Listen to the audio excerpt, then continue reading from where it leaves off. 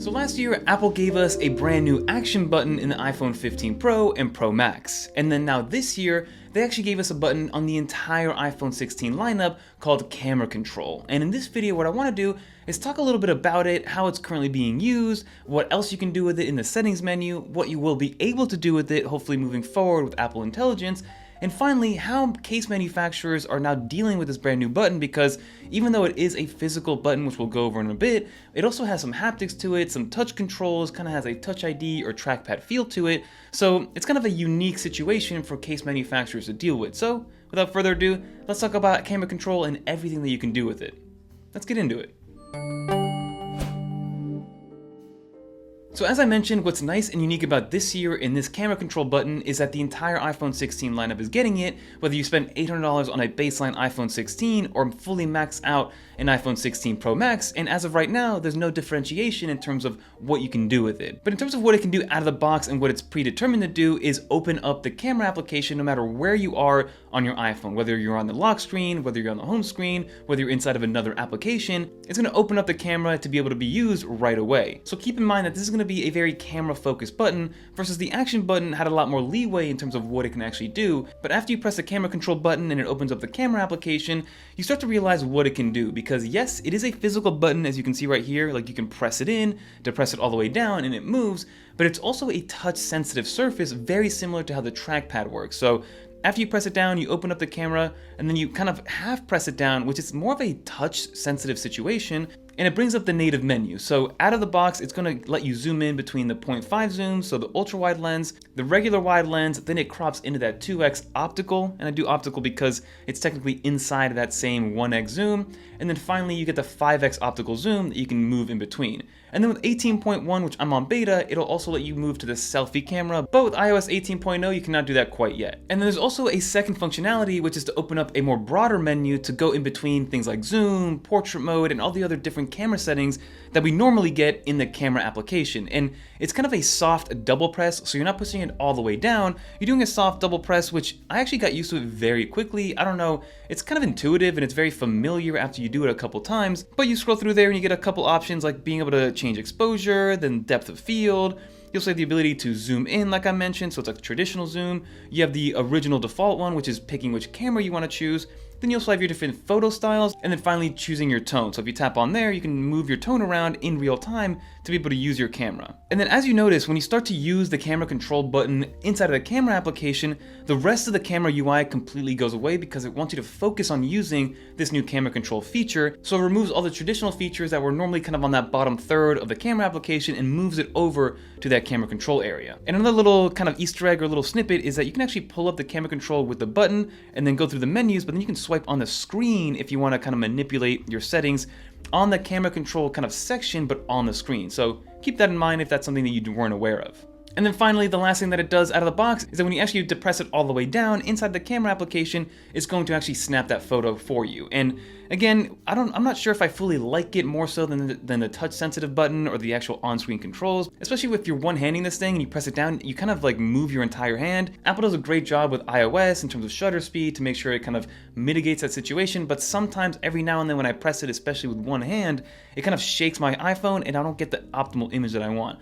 Now, if you hold it horizontally and you hold it in landscape mode and you press down, you can stay a little bit more rigid with it, but even then, the button is a little bit kind of out of the way awkwardly, so again, the button placement isn't my favorite, but it does work out, and I've actually gotten very used to using the button to pull up my camera application no matter where I am in my iPhone. So I got very used to it to the point where I've actually removed my camera shortcut from my lock screen and replaced it fully with this capture button or this camera control button that Apple is touting. So as I mentioned, that's what you can do out of the box, and that's what it's going to be equipped to do right when you open up your brand new iPhone 16. But there's actually a couple things in the settings that I want to go over, and I'm going to pull up the iPhone right now. So we actually got a camera control dedicated setting inside the camera settings section. So if you go into our settings and open up the camera, and then go to where it says camera control, which is going to be the first option in there, tap on there, you have the ability to now change what it actually does. So the first one is going to be the clean preview, which is light press the camera control to quickly make adjustments, double light press to select a control. So we can actually toggle that off and on, and then you have the ability to change if it's a single click or a double click in order to pull up the camera no matter where you are. Now, Apple is very smart about this in terms of whether you're on the lock screen or whether it's on the home screen, and I actually think it's actually looking to see if you're actually looking at the iPhone, because I've noticed that when I tap on the camera control by accident, or if it's on the lock screen, it'll ask me to hold it down or it'll ask me to press it again to actually open up the camera app. And same thing goes when I'm already on the unlocked position, but I'm not really looking at it or not interacting with it. It won't just automatically open up the actual camera application, it'll ask me again to press it one more time. So I kind of like how Apple does that. I don't know what wizardry they're using, but it's a nice little feature. And then again, out of the box, there's a couple things that you can kind of set this to. So obviously you can open up your camera app. You can also open up a code scanner, which is interesting. You can open up Instagram, of all things. You can open up the magnifier, and then finally you can actually make it do nothing at all if you just kind of want to forget about that button totally. So keep that in mind in terms of what you can do with it in terms of customizing exactly what it can do.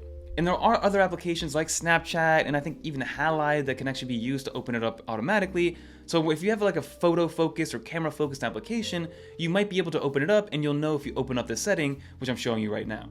And now in terms of what it will be able to do with Apple Intelligence, supposedly it's going to be acting like a photo intelligence button. So the idea here would be to press that button, the capture button, and then point it at an object or a person or a dog or an animal, and then Apple Intelligence be able to then dictate exactly what it is. So Apple had a nice little preview of this during their Glow Time event, like putting it at a poster and getting all the time and information and location data and things of that nature. So being able to use Apple Intelligence and using that capture button to bring it up automatically is something that Apple will be giving us hopefully soon. And then secondly, Apple did promise that it's going to have kind of this autofocus feature, very similar to how more traditional cameras work. So normally with an actual camera, with your shutter button, if you do half press it down, it'll actually start to autofocus on whatever subject you want it to focus on. And that half press kind of use case will be coming to the iPhone, we just don't know when it's coming. So photo intelligence and then that half press to autofocus is something that should be coming to iPhones, and it should also work if you are in the middle of maybe a video recording to change your zoom profiles and your focus profiles. And now lastly, I do want to have a quick little section on how case manufacturers are dealing with this, because each one of them is doing something a little bit different.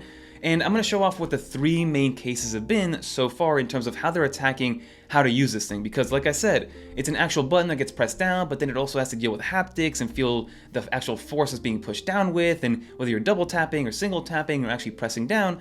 So there's a lot of things that it has to deal with. And the first two options is probably the easier option that case manufacturers took and the cheapest route. The first one is going to be this one that I see by Moft, but it's basically where they cut out and remove that entire section of the case to give you an opening in order to actually press that button and be able to have full contact with that button and have nothing kind of getting in the way. So I've seen a lot of case manufacturers do this. Moft is one, Pitaka is one, Nomad does that same thing in some of its cases, and some manufacturers even have both of the options, like the second one that I'm going to show you, which is by Nomad. And this one is actually more of a pill cutout that goes around the actual button itself. So it doesn't cut out an entire section to the side, it just kind of has a pill cutout and it kind of goes in order for you to be able to feel where it is and be able to interact with it. Now, in terms of these two, my favorite is actually the complete cutout of it, because it does allow you to get more access to it and it doesn't get in the way. But my absolute favorite one has been companies that have actually tried to put glass over it completely to make it sit flush and not have this weird situation where a whole section is missing or there's a pill cut out. But I'm sure that is very difficult. But Spigen actually came out with their case and I've been trying it and I absolutely love it. I know that Apple has their own first-party cases that also has sapphire glass or sapphire crystal on top of it, but I think those are $60. This one by Spigen is the same thing. It also has glass. It works perfectly. It's worked 100% of the time. It knows exactly what I'm trying to do. And it's, I think, only $28 or $29 on Amazon, and it's very protective. So those are your options when it comes to case manufacturers. You have the complete cutout of the side, you have the pill cutout which goes around it, and then finally you have case manufacturers putting something over it, making it sit flush, where it still works with all these different gestures and pressure sensitivities that the capture button does need. But as of right now, that's all you can do with the capture button or the camera control button. Again, there's so many different names, and Apple doesn't even want you to refer to it as a button per se, because it's a lot more than that supposedly, but I actually really like it. I see myself using it a lot more. If anything, at a minimum, what I've been using it for is just to launch the camera app that much quicker. Whereas before, I would have to go to the lock screen or swipe to the left or even actually hold down and press the camera button on the actual lock screen itself. This is a lot more tactile, a lot easier, and you know where it is every single time, even if it is in your pocket and you're not looking at it. So at a minimum, it's made it much easier for me to open my camera application. And then in terms of how I've been using it, maybe not as much or as much as Apple would want me to. I do use it from time to time to switch between different focal lengths on my camera, but outside of that, I haven't really been messing with it too much. I am excited for Photo Intelligence to be coming out on the iOS 18.1 update, hopefully, and then also that half press to autofocus I think is going to be key, especially for people that use their iPhones for video. But that'll do it, everybody. If you did enjoy this video, please leave a little dolphin in the comments down below so I know you made it to the end of this video, and then also let me know in the comment down below if you've been using the capture button or the camera control button How have you been using it? Do you use it with third-party applications? Do you use it just with the camera application? Have you found other cool ways to kind of fit it into your workflow? Let me know in the comment down below. And lastly, let me know if this is a nice feature to have or if this is more of a gimmick, and let me know what you think about that. But that'll do it, everybody. If you want to watch more videos like this one, YouTube thinks you're going to like this video right here, and I think you're going to like this video down here. But until next time, I'm Fernando, and happy capturing, everybody. Peace. Yes, I have 2 Apple Watches on.